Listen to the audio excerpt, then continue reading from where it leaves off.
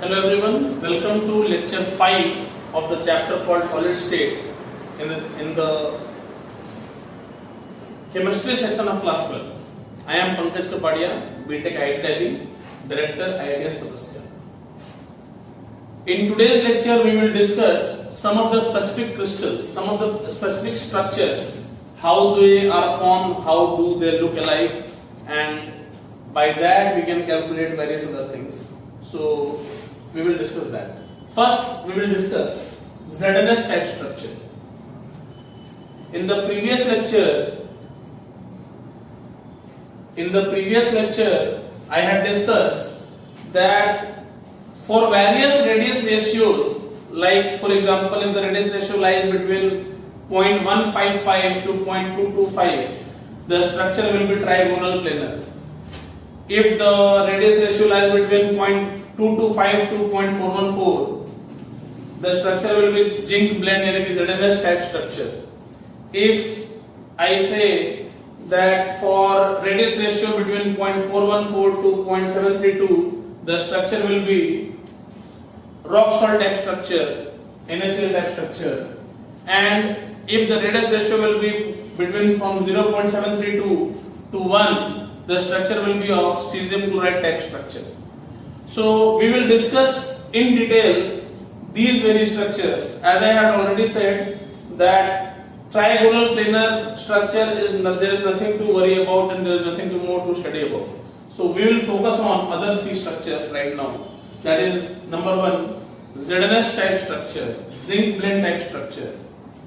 So it says the anions form CCP. Anions जो है वो CCP बनाते हैं, क्यूबिकल क्लोज पैक स्ट्रक्चर बनाते हैं, यानी कि anions का FCC बनता है, and the cations occupy the alternate tetrahedral voids. यानी कि ये कैसा स्ट्रक्चर है जिसमें anions ने CCP बनाया, anions ने FCC बनाया, और cations जो हैं वो सारे नहीं, अल्टरनेट. आपको याद होगा 8 टेट्राहेड्रल वॉइड्स होते हैं हर कॉर्नर के पास along the void oval. हमने पहले डिस्कस कर रखा है इसको. तो उन 8 में से 4 ऑक्युपाई करेंगे. फॉर दैट मैटर, फॉर कैसे एग्जांपल, अगर इस कॉर्नर के पास यहां पर ऑक्युपाई किया और उस कॉर्नर के पास ऑक्युपाई किया ऊपर से, तो फिर नीचे से इस तरफ से दोनों से, तो बेसिकली आधे ऑक्युपाई हुए और आधे ऑक्युपाई नहीं हुए. आई रिपीट वंस अगेन, अगर यहां वाले कॉर्नर का टेट्राहेड्रल वॉइड ऑक्युपाई किया और वहां वाले कॉर्नर का भी टेट्राहेड्रल वॉइड ऑक्युपाई किया ऊपर से, तो अगर ये दोनों कॉर्नर्स के पास ऊपर से कर लिया, तो अब ये दोनों कॉर्नर्स के पास नीचे से करेगा, तो यहां और वहां, तो बेसिकली 2 इधर से ऊपर से और 2 नीचे से. दैट मींस टोटल 8 में से 4 ऑक्युपाई होगा अल्टरनेट टेट्राहेड्रल वॉइड्स. तो टेट्राहेड्रल वॉइड्स होते हैं 8, उसमें से 4 ऑक्युपाई हुआ तो 4 कैटायन होंगे, और चूंकि एनायन ने सीसीपी बनाया तो 4 एनायन होंगे. तो ओवरऑल जेड जो होगा, जिसको हम कह रहे हैं number of molecules in a unit cell, it becomes 4, क्योंकि इसमें 4 कैटायन हैं और 4 एनायन भी हैं. अगर मैं बात करूं पैकिंग एफिशिएंसी की, तो पैकिंग एफिशिएंसी में क्या होगा कि 4 मॉलिक्यूल्स है टोटल, कैटायंस के भी 4 एटम्स हैं, एक तरह से 4 आयंस हैं और एनायंस के भी 4 आयंस हैं. तो 4 into 4/3 pi radius of cation का cube plus radius of anion का क्यूब, इसको total volume of the cube यानी कि a क्यूब से डिवाइड कर दें, तो ये आ जाएगा हमारे पास पैकिंग एफिशिएंसी. नेक्स्ट, एक बात पक्की है क्या, कि radius of cation plus radius of anion ये होगा √3a/4. क्यों होगा ऐसा? ऐसा इसलिए होगा क्योंकि कैटायन ऑक्युपाई करता है टेट्राहेड्रल वॉइड. आपको पता है कि टेट्राहेड्रल वॉइड का सेंटर और उस कॉर्नर के बीच का दूरी होता है √3a/4. और दुनिया में कुछ हो ना हो, कैटायन और एनायन एक दूसरे को टच करेंगे, ये पक्की बात है, ऑलवेज. इसका मतलब कि ये बात स्थिति ऐसी होने वाली है, ये जो डिस्टेंस है √3a/4, यहां पर एक एनायन और एक कैटायन, तो एक बात हम गारंटी के साथ कह सकते हैं कि radius of cation plus radius of anion ये होगा √3a/4. मैंने यहां लिख दिया ऑलवेज. अब आप जरा सोचिए कि हमने कहा एनायंस फॉर्म सीसीपी, तो अगर एनायन ने सीसीपी बनाया है तो हम ये भी कह सकते हैं कि 4 into radius of anion should be equal to √2a, क्योंकि सीसीपी जो एटम बनाता है उसके रेडियस का 4 गुना फेस डायगोनल के बराबर होता है। हम एक्सएस स्ट्रक्चर में पढ़ चुके हैं। मैंने कहा ये हो भी सकता है, मे और मे नॉट बी करेक्ट, ये हो भी सकता है सही और नहीं भी हो सकता है। और मैंने एक बात और कही है, क्या? ओनली इफ, ये तभी होगा जब रेडियस रेशियो एग्जैक्टली 0.225 होगा। मतलब बात समझिए, ये जो रिलेशन आता है 4r माइनस बराबर √2a, कैसे आता है कि कॉर्नर वाला एटम इस फेस सेंटर को टच कर रहा है और ये फेस सेंटर वाला एटम उस कॉर्नर को टच कर रहा है, तो 4r बराबर √2a आता है। अब ये बात वैलिड हो सकती है कब? जब वॉइड के अंदर जो कैटायन घुस रहा है, वॉइड के अंदर जो कैटायन एडजस्ट हो रहा है, वो अगर एग्जैक्टली वॉइड के साइज का हुआ, यानी कि जो कैटायन आया उसका साइज एग्जैक्टली वॉइड के साइज में फिट हो गया। और आपको मैंने डिराइव करके बताया था कि रेडियस ऑफ टेट्राहेड्रल वॉइड और रेडियस ऑफ एटम का रेशियो 0.225 आता था। यानी कि जब रेडियस रेशियो एग्जैक्टली 0.225 होगा तो जो भी खाली जगह था उसमें कैटायन फिट हो जाएगा और किसी को डिस्टर्ब नहीं करेगा। जब डिस्टर्ब नहीं करेगा तो ये जो रिलेशन था हमारा 4 into radius of anion is equal to √2a, ये मेंटेन रह जाएगा। लेकिन अज्यूम कीजिए कि कैटायन का साइज उससे थोड़ा सा भी बड़ा हो गया, तो क्या होगा? कैटायन और एनायन हमेशा एक दूसरे को टच करेंगे, तो वो कैटायन मान लीजिए खाली जगह था x और हमको वहां पर एटम डालना है x से थोड़ा सा बड़ा, तो वो जब अगर डालेंगे जबरदस्ती तो क्या होगा? वो एग्जिस्टिंग एटम्स यानी कि एनायंस के ओरिएंटेशन को डिस्टॉर्ट कर देगा, देयरफॉर ये रिलेशन वैलिड नहीं रहेगा। तो एक बात पक्की है कि radius of cation plus radius of anion हो जाएगा √3/4, लेकिन 4 into रेडियस ऑफ एनायन ये √2a के बराबर हो ये जरूरी नहीं है। ये तभी जरूरी होगा जब एग्जैक्टली वॉइड के साइज का यानी कि रेडियस रेशियो जो होगा अगर एग्जैक्ट 0.225 हुआ, तब जाके ये भी रिलेशन वैलिड होगा और ये भी रिलेशन वैलिड होगा। आप चाहें तो इन दोनों का रेशियो लेके रेडियस रेशियो निकाल सकते हैं आप, 0.225 आएगा। नेक्स्ट डेंसिटी, तो 4 एटम्स हैं, 4 मॉलिक्यूल्स हैं, 4 into molecular mass upon Avogadro number unit change करने के लिए a क्यूब से डिवाइड कर देंगे वॉल्यूम ऑफ क्यूब से, तो हमें डेंसिटी मिल जाएगा। कोऑर्डिनेशन नंबर हमने कहा 4:4। कोऑर्डिनेशन नंबर 4:4 का मतलब क्या हुआ कि एक कैटायन के बगल में 4 एनायन होगा, क्योंकि कैटायन कहां है? टेट्राहेड्रल वॉइड में। तो टेट्राहेड्रल वॉइड में है अगर, तो इसको वॉइड बनाने में 4 एटम्स लगे होंगे, 1 2 3 4, इन चारों को ये कैटायन टच करेगा। तो एक कैटायन को टच करने वाले 4 एटम्स होंगे, 4 एनायंस होंगे, और सिमिलरली एक एनायन को भी टच करने वाले 4 कैटायंस होंगे, क्योंकि जो कॉर्नर पे एनायन होगा वो 8 कमरों में होगा और हर कमरे के पास उसके पास एक टेट्राहेड्रल वॉइड होगा जहां कैटायन होगा। लेकिन आई रिपीट, चूंकि अल्टरनेट ऑक्यूपाई होता है तो आधे में ऑक्यूपाई होगा और आधे में ऑक्यूपाई नहीं होगा, तो 8 की जगह 4 ही कैटायंस को टच करेगा। सो this is the structure of zinc plate type structure. तो कभी भी किसी भी आयनिक क्रिस्टल का यदि रेडियस रेशियो आपको दिया रहे 0.225 क्लोज ब्रैकेट 0.225 से लेके ओपन ब्रैकेट 0.414 के बीच, तो उसका स्ट्रक्चर ऐसा ही होगा। नेक्स्ट, क्लियर हो गया होगा?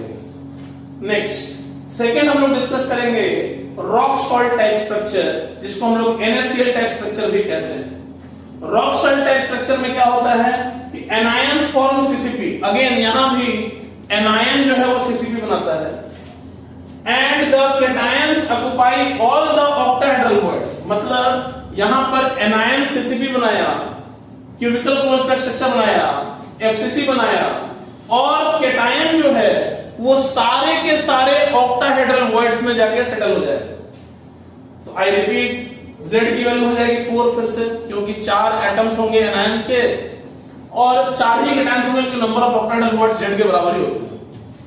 नेक्स्ट, पैकिंग एक्शन से बिल्कुल सेम फार्मूला, क्योंकि यहां भी 4 कैटायन है, 4 एनायन है, तो 4 into 4/3 pi r cube radius of cation का cube plus radius of anion का cube upon a cube, that is the volume of the cube. Next, अब ध्यान दीजिए, ऑक्टाहेड्रल वॉइड होता कहां था? एज के सेंटर पे। तो अगर मैं एज को हाफ में डिवाइड कर दूं तो ये स्थिति बनेगी।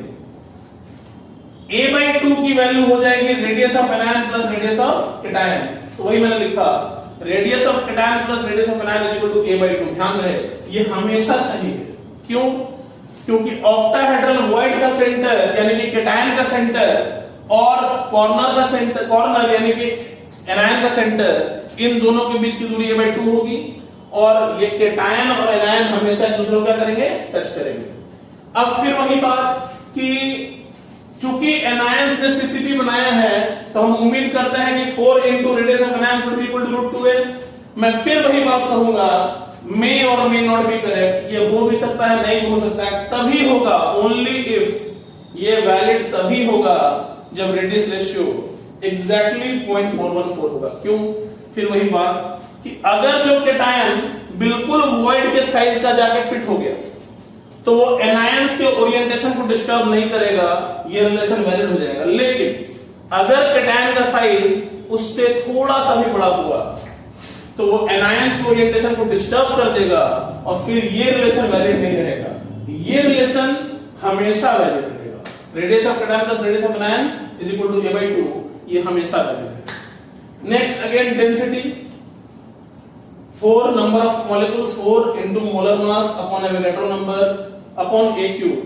यहां से आप डेंसिटी निकाल सकते हैं, यूनिट्स का ध्यान रख लीजिएगा। मॉलिक्यूलर मास अगर AMU में लीजिएगा और A की वैल्यू अगर आप सेंटीमीटर में ले लीजिएगा तो एवोगाड्रो नंबर से डिवाइड ही किया ताकि AMU को ग्राम में कन्वर्ट कर सके, तो आंसर ग्राम पर सीसी में आएगा। अब बात करते हैं कोऑर्डिनेशन नंबर। तो the coordination number will B 6:6। 6:6 कहने का मतलब क्या है कि एक कैटायन के बगल में 6 एनायन, क्योंकि कैटायन गया कहां है? Octahedral word. और ऑक्टाहेड्रल वर्ड कैसे बनता था? भाई जरा देख के चलो, आगे ही नहीं पीछे भी, बाएं ही नहीं दाएं भी, ऊपर ही नहीं नीचे भी। तो इन 6 डायरेक्शन के एटम्स को टच कर रहे होंगे, देयरफॉर एक कैटायन के बगल में 6 एनायन होगा और एक एनायन के बगल में भी 6 कैटायन होगा। So the coordination number will B 6:6। एक कैटायन को 6 एनायन टच कर रहे होंगे और एक एनायन को भी 6 कैटायन टच कर रहे होंगे। इसको उल्टा भी देखा जा सकता है, देखने वाले लोग देख सकते हैं कि कैटायंस का सीसीपी है और एनायंस ऑक्युपाई कर रहे हैं ऑक्टाहेड्रल वर्ड्स, लेकिन चूंकि एनायन का साइज बड़ा होता है तो हम लोग कहते हैं कि ये एनायंस का सीसीपी है और जिसमें कैटायंस ऑक्युपाई कर रहे हैं octahedral voids. I hope rock salt structure is clear. Next अगला कॉन्सेप्ट हम डिस्कस करेंगे caesium chloride type structure, CaCl type structure. आपको पता होगा कि जब रेडियस रेशियो 0.732 से ज्यादा और 1 से कम होता है तो ये सीजियम क्लोराइड स्ट्रक्चर होता है। तो सीजियम क्लोराइड में क्या होता है? सबसे बड़ा मिसकंसेप्शन, लोग सीजियम क्लोराइड को समझ लेते हैं बॉडी सेंटर्ड क्यूबिक यूनिट से। लोग सीजियम क्लोराइड को समझ लेते हैं बॉडी सेंटर्ड क्यूबिक यूनिट से। सच्चाई है कि ऐसा नहीं? Caesium chloride body centred cubic unit cell नहीं है। ये क्या होता है जरा देखिए, anions form primitive cubic unit cell. ये एनायंस के द्वारा एक प्रिमिटिव क्यूबिक यूनिट सेल का फॉर्मेशन होता है, यानी कि सिंपल क्यूबिक यूनिट सेल का फॉर्मेशन होता है जिसमें एनायंस केवल कॉर्नर पे होते हैं, that's all. And the cation occupies the cubical void. आपको याद कीजिए मैंने क्यूबिकल वॉइड डिस्कस किया था सिंपल क्यूबिक यूनिट सेल में कि 8 एटम्स मिलकर कमरे के बीचों बीच या कह लीजिए क्यूब के बीचों बीच जो एक वॉइड बनाते हैं वो कहलाता है क्यूबिकल वॉइड। तो यहां पर होता क्या है कि 8 कॉर्नर पे एनायन होते हैं और कमरे के बीचों बीच या कह लीजिए क्यूब के बीचों बीच एक कैटायन होता है। तो इस वजह से लोग इसको कंफ्यूज हो जाते हैं कि ये बॉडी सेंटर्ड है।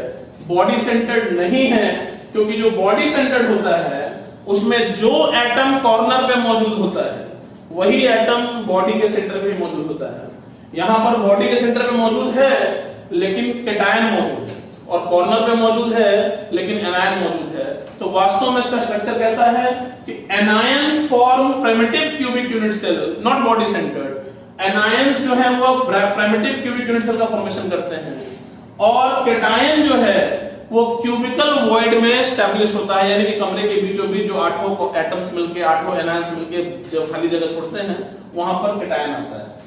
Z की वैल्यू हो जाएगी 1, नंबर ऑफ मॉलिक्यूल्स हो जाएगा 1, क्योंकि 8 कॉर्नर मिलके एक एनायन और एक कमरे के बीचों बीच जो एक कैटायन, तो ओवरऑल एक कैटायन एक एनायन तो नंबर ऑफ मॉलिक्यूल्स हो गया 1। पैकिंग एफिशिएंसी में 1 हो जाएगा 4/3 पाई r cube plus r cube cation के लिए एनायन के लिए अपॉन a क्यूब।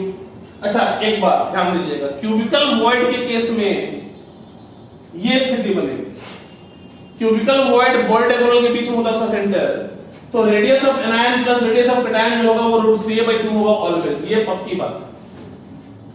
अब चूंकि मैंने कहा था एनायंस फॉर्म प्रिमिटिव क्यूबिक और प्रिमिटिव क्यूबिक में हम पढ़ते हैं 2r बराबर a, तो हम उम्मीद करते हैं कि 2 into radius of anion should be equal to a। Again I repeat, ये हो भी सकता है और नहीं भी हो सकता है, मे और मे नॉट बी करेक्ट। ये तभी होगा only if the radius ratio is exactly 0.732, क्योंकि फिर वही लॉजिक, एनायंस ने प्रिमिटिव क्यूबिक बनाया, अगर बीच में कैटायन घुस रहा है तो अगर जो खाली जगह है बिल्कुल ठीक उसी साइज का कैटायन घुसा, ठीक उसी साइज का कैटायन वहां पर चला गया, तो वो एनायंस के ओरिएंटेशन को डिस्टर्ब नहीं करेगा। लेकिन अगर उससे थोड़ा सा भी बड़ा हुआ तो वो एनायंस के ओरिएंटेशन को डिस्टर्ब कर देगा और फिर ये रिलेशन जो है 2 into r minus equal to a ये वैलिड नहीं रहेगा। नेक्स्ट डेंसिटी, z की वैल्यू 1 हो जाएगी तो 1 into molar mass upon Avogadro number upon a cube, same logic. अब बात करते हैं कोऑर्डिनेशन नंबर। तो चूंकि कमरे के बीचों बीच जो है कैटायन उसको 8 कॉर्नर वाले एनायन टच कर रहे होंगे, तो एक कैटायन को 8 एनायन टच कर रहा है 8। अच्छा, जो कॉर्नर पे एनायन है वो 8 कमरों में है और हर कमरे के बॉडी सेंटर पे कैटायन उसको टच कर रहा है, यानी कि हर कमरे के क्यूबिकल वॉइड पे जो कि बॉडी सेंटर पे ही है बेसिकली वो कैटायन टच कर रहा है, यानी कि उसका भी कोऑर्डिनेशन नंबर हो जाएगा 8 and therefore the coordination number in this case is 8:8।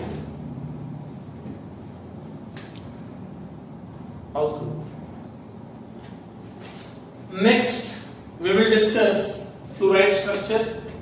Example है कैल्शियम फ्लोराइड CaF2। इसमें क्या होता है कि कैटायंस फॉर्म CCP, अब एनायंस नहीं, कैटायन यहां पर CCP बना रहा है and the anions occupy all the tetrahedral voids, मतलब कैटायंस ने एक CCP बनाया है, कैटायंस ने एक FCC बनाया है और एनायंस ने सारे के सारे टेट्राहेड्रल वॉइड्स को ऑक्युपाई कर लिए। तो देयरफॉर अब अगर Z की बात करें नंबर ऑफ मॉलिक्यूल्स, तो CCP बनाया कैटायन ने तो कैटायन हो गया 4 और सारे टेट्राहेड्रल यानी कि 8 टेट्राहेड्रल वॉइड्स को ऑक्युपाई किया एनायन ने तो एनायन हो गया 8। तो अगर मैं फार्मूला यूनिट्स की बात करूं तो 4 कैटायन और 8 एनायन मिलकर इफेक्टिवली 4 मॉलिक्यूल्स उस यूनिट सेल में होंगे। अच्छा, चूंकि टेट्राहेड्रल वॉइड को ऑक्युपाई किया गया है तो अब मैं बिना किसी टेंशन के एक बात कह सकता हूं कि और कुछ होगा या नहीं होगा आई डोंट नो, लेकिन एक बात पक्की है कि radius of cation plus radius of anion this should be equal to √3a/4। ये हमने जेडएनएस वाले में भी डिस्कस किया था। नेक्स्ट पैकिंग एफिशिएंसी में ध्यान रखिएगा 4 कैटायंस हैं लेकिन 8 एनायंस हो गए, तो 4 into 4/3 पाई कॉमन ले लिया हमने, तो रेडियस ऑफ कैटायन का cube plus twice of radius of anion का cube upon a cube, obviously cube का वॉल्यूम। डेंसिटी की बात अगर मैं करूं तो z की वैल्यू 4 है तो 4 into molecular mass upon Avogadro number upon a cube. अब बात करते हैं कोऑर्डिनेशन नंबर। तो कोऑर्डिनेशन नंबर है यहां पर 8:4 का मतलब कि एक कैटायन के बगल में 8 एनायन होगा।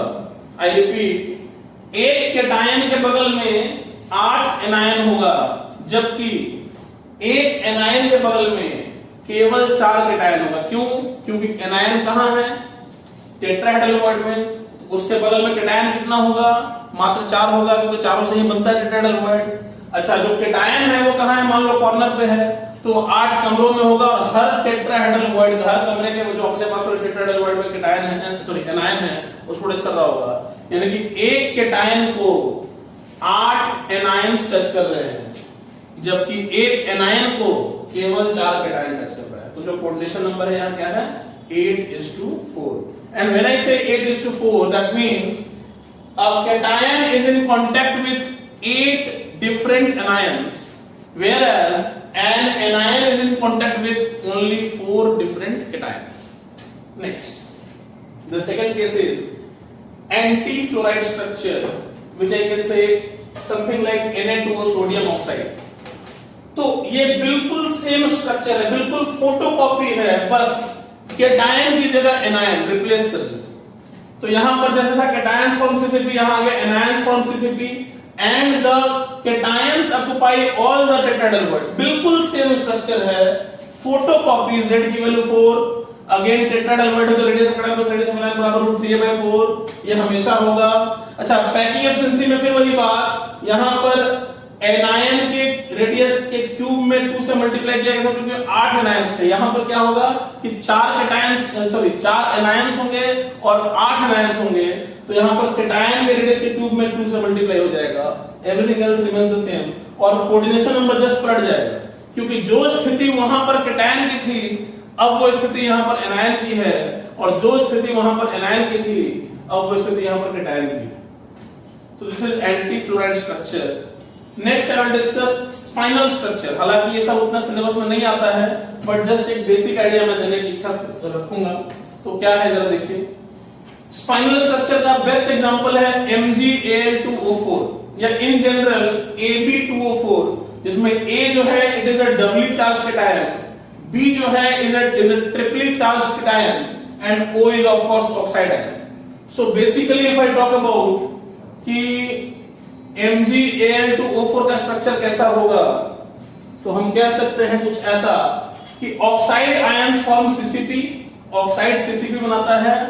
मैग्नीशियम आयन जो है वो 1/8 ऑफ टेट्राहेड्रल बॉन्ड्स को ऑक्युपाई करता है, यानी कि A+2 जो है वो 1/8 ऑफ टेट्राहेड्रल बॉन्ड्स को ऑक्युपाई करेगा, और अल्युमिनियम ट्रिपल प्लस जो है वो हाफ ऑफ ऑक्टाहेड्रल बॉन्ड्स को ऑक्युपाई करेगा। तो I repeat, oxide ions form CCP, magnesium ions occupy 1/8 of all the tetrahedral voids and aluminum triple cation occupies half of the octahedral voids. So Z becomes 1. How come 1? क्योंकि एक molecule की बात करें तो केवल एक यूनिट सेल में एक ही मॉलिक्यूल है, 4 ऑक्साइड आयंस हैं, एक मैग्नीशियम आयन है और 2 अल्युमिनियम आयंस हैं, तो therefore Z is equal to 1. Similarly inverse spinal structure की बात मैं करूं तो इसका टिपिकल एग्जांपल है Mg2TiO4, जिसमें A2BO4 मैं टिपिकल एग्जांपल ले रहा हूं। अच्छा, ये Fe3O4 ऐसा कैसे है, क्योंकि वास्तव में Fe3O4 में क्या होता है कि एक Fe+2 होता है और 2 Fe+3 होता है।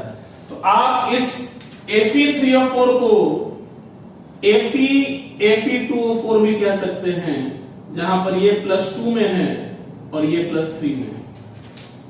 नेक्स्ट इनवर्स पैनल की बात कर रहे थे हम, तो oxide ions form CCP, oxide ions जो है वो CCP बनाता है।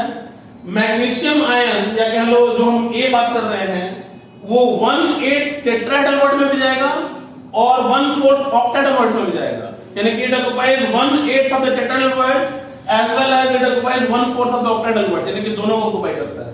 वेयरएज जो टाइटेनियम +4 है it occupies only 1/4 of the octahedral bonds. यहां भी Z की वैल्यू 1 होगी and this is all it is. Next हम लोग डिस्कस करेंगे अभी the structure of diamond.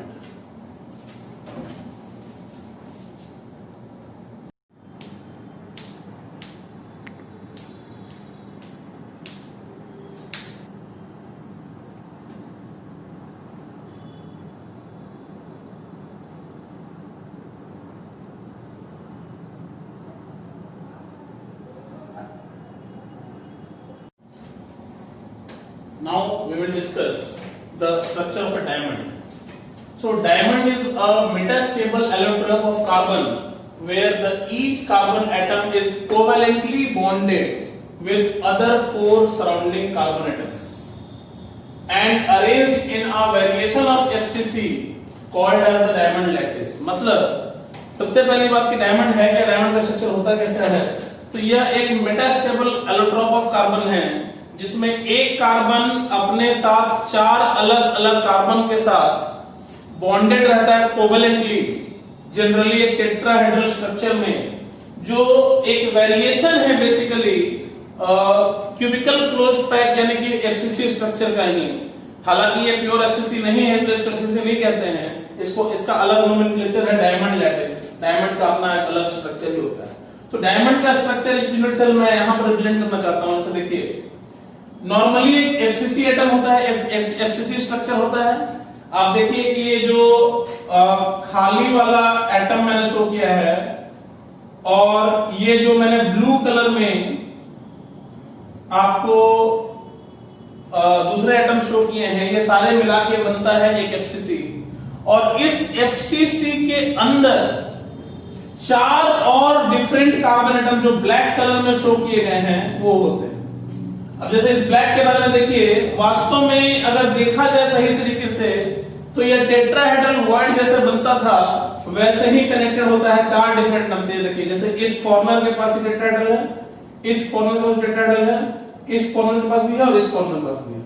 तो कहने का सेंस ये है मेरा कि 4 अलग से एक्स्ट्रा एटम्स कुछ टेट्राहेड्रल वॉइड जैसी जगह में ही, एग्जैक्टली ना सही लेकिन कुछ टेट्राहेड्रल वॉइड जैसी जगह में ही अगर वहां पे लगे रहे तो हम कहते हैं कि ये स्ट्रक्चर होता है डायमंड का। तो I repeat once again, general FCC का स्ट्रक्चर अलोंगसाइड द फैक्ट कि बीच के खाली जगह इतने ज्यादा खाली हैं क्योंकि बॉन्ड कोवेलेंट है, वहां पर क्लोज पैक्ड स्ट्रक्चर नहीं है, तो बीच में इतने ज्यादा खाली जगह है कि बीच बीच में 4 अलग अलग atom with in the cube आपको दिखाई पड़ रहे हैं यहां पे। जैसे मैंने देखिए यहां पे शो किया है, जिस ब्लू रंग के डॉट में जिसको मैंने एटम दिखाया है और वहां पर एरोज दिखाए हैं, ये वास्तव में फेस सेंटर्ड एटम्स हैं। तो आप देख सकते हैं एक फेस सेंटर्ड यहां ऊपर वाला, एक फेस सेंटर्ड यहां ये साइड वाला, ये फेस सेंटर्ड पीछे वाला, ये फेस सेंटर्ड राइट साइड वाला, ये फेस सेंटर्ड सामने वाला और ये फेस सेंटर्ड नीचे वाला। अच्छा, सेकंड है black atoms bonded to the 4 others. ये देखिए जो ब्लैक एटम है ये 4 अलग अलग एटम से बॉन्डेड है, जैसे मैंने टेट्राहेड्रल वाली बात कही थी आपसे। द नेक्स्ट इज, ये देखिए जो डीप ब्लू है सिर्फ उसमें एरो नहीं बने हुए, ये other atoms bonded to the chain. देखिए जैसे इससे ये जुड़ा हुआ है, इससे ये जुड़ेगा, फॉर दैट मैटर अगर मैं आपको दिखाऊं तो इस ब्लैक वाले से ये जुड़ेगा, इस ब्लैक वाले से ये भी जुड़ेगा और इस ब्लैक वाले से ये जुड़ेगा और इस ब्लैक वाले से ये जुड़ेगा। तो कहने का सेंस ये है कि जितने भी डीप कलर के बॉन्ड्स हैं वो आपको सारे से जुड़े हुए रहेंगे। जैसे फॉर दैट मैटर देखिए ये इससे जुड़ेगा और ये बाकी तीनों फेस सेंटर से जुड़ेगा, 1 2 3। एंड सिमिलरली अगर आप इसकी बात करें चौथे की, तो ये इससे जुड़ेगा और इनके अलावा 1 2 3। तो ये एक्चुअल स्ट्रक्चर होता है डायमंड का। तो इसमें क्या दिखा रहा है कि डार्क जो बॉन्डेड डार्क एटम्स है जो ब्लैक कलर वाले हैं, मैं ब्लैक कलर को थोड़ा सा रिप्रेजेंट कर रहा हूं। देखिए एक यहां पे ब्लैक है पूरी तरह से, एक यहां पे ब्लैक है पूरी तरह से, एक यहां पे ब्लैक है और एक यहां पे ब्लैक है। तो इन चारों को अगर आप मैं एक्सप्लेन करना चाहूं तो ये चारों डिफरेंट एटम्स ऑफ एफसीसी से टेट्राहेड्रल स्ट्रक्चर में बॉन्डेड होते हैं और ये चारों के चारों क्यूब के अंदर ही होते हैं। और ये जो आपको एटम्स दिख रहे हैं 4 कॉर्नर एटम्स जो मैंने ब्लैंक एक तरह से दिखाया व्हाइट कलर में, वो ऐसे एटम्स हैं जो इस यूनिट सेल के एटम्स ब्लैक वालों से नहीं जुड़े हुए हैं, वो एडजेसेंट यूनिट सेल्स के एटम्स से जुड़े हुए होंगे, इसलिए वो 4 मैंने अलग से दिखाए हुए हैं। तो ये स्ट्रक्चर होता है बेसिकली डायमंड का। तो डायमंड में सबसे पहले हम बात करेंगे कि number of atoms in unit cell, एक यूनिट सेल में कितने एटम्स होंगे। तो 8 कॉर्नर्स मिलके 1/8 into 8 which is 1, 6 face centre मिलके 6 into 1/2 which is 3, और जो 4 ब्लैक वाले एटम्स हैं ये तो विद इन द क्रिस्टल है, विद इन द क्यूब है पूरी तरह से, तो 4 वो वाले टोटल हो गए 8। So number of atoms in unit cell हो गया 8। अब हम बात करेंगे इस क्यूब के एज लेंथ में और एटम के रेडियस में क्या रिलेशन होगा। तो अगर आप एक कॉर्नर को ओरिजिन मान लीजिए और उसके एडजेसेंट के तीनों फेस सेंटर को आप एक टेट्राहेड्रल बनाइए, तो आप एक स्ट्रक्चर कुछ इस तरह का पाएंगे जहां पर ये कॉर्नर एटम अगर है तो ये ब्लैक वाला एटम है, कॉर्नर और ब्लैक वाला एटम एक दूसरे को टच कर रहे हैं तो उनके बीच रिलेशन कितना होगा 2r। अगर आप ज्योमेट्री लगाएंगे तो एक प्लेन में मैंने पॉइंट ले लिया D जो कि AC के साथ राइट एंगल्ड होगा इस पॉइंट के ठीक वर्टिकली नीचे है, तो इसका डिस्टेंस होगा a/4, AD is equal to a/4 और DC is equal to a/4। तो AD और DC जब a/4 होगा तो आप पाइथागोरस थ्योरम लगा के AC निकाल सकते हैं। ये रहा A, ये रहा C, AC निकल जाएगा आपका √2a/4 या कह लीजिए a/2√2। नेक्स्ट अगर हम अब ट्रायंगल ABC की बात करें तो ट्रायंगल ABC भी राइट एंगल्ड है, तो ट्रायंगल ABC अगर राइट एंगल्ड है तो इसमें भी हाइपोटेनस का स्क्वायर बराबर बेस का स्क्वायर इनटू हाइट का स्क्वायर, तो AC square plus BC square बराबर AB स्क्वायर। AB की वैल्यू 2r होगी क्योंकि ये दोनों आइटम्स एक दूसरे को टच कर रहे हैं, तो 2r is equal to 2r का whole square is equal to AC हमने अभी भी निकाला था और टेट्राहेड्रल वॉइड का जो वर्टिकल डिस्टेंस होता है वो a/4 होता है, तो a/2√2 का होल स्क्वायर प्लस a/4 का होल स्क्वायर, यहां से आ गया 3a²/16, तो 4r² बराबर 3a²/16। अब इसको मुझे कुछ नहीं करना है, 4 से डिवाइड करके स्क्वायर रूट ले लेंगे तो r की वैल्यू आ जाएगी √3a/8। So this is the relation between the radius of the atom and the parameter of the cube, that is the edge length of the cube A। Next हम बात करेंगे packing efficiency की, तो packing efficiency फिर वही होता है z into 4/3 pi r³ upon a³। अगर आप a की जगह पे या r की जगह पे √3a/8 रख दें या a की जगह पे 8r/√3 रख देंगे तो r³ कैंसिल हो जाएगा, आपका आंसर आ जाएगा 0.34 यानी कि 34%। अगर आप डेंसिटी की बात करें तो डेंसिटी हो जाएगा number of atoms 8 into mass of one atom, चूंकि कार्बन एटम है तो 12, एवोगैड्रो नंबर से डिवाइड करेंगे तो ये आ जाएगा आपका ग्राम में कन्वर्ट हो जाएगा, और a³ जो वॉल्यूम ऑफ द क्यूब से डिवाइड कर देंगे तो ये आपको डेंसिटी मिल जाएगा। और कोऑर्डिनेशन नंबर यहां क्या होगा 4, क्योंकि every atom is actually bonded to 4 other atoms and hence the coordination number will be 4, and this is how a structure of diamond looks like. I'll give you one homework. Find the number of square and hexagonal faces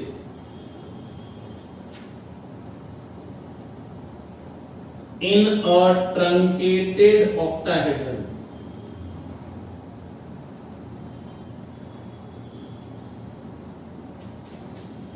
तो ये question आप करेंगे truncated octahedron से related, और बाकी हम next class में आपको डिफेक्ट्स वगैरह डिस्कस करेंगे और कुछ क्वेश्चंस हम लोग डिस्कस करेंगे। असाइनमेंट आपको जस्ट दे दिया जाएगा। Alright, thank you so much.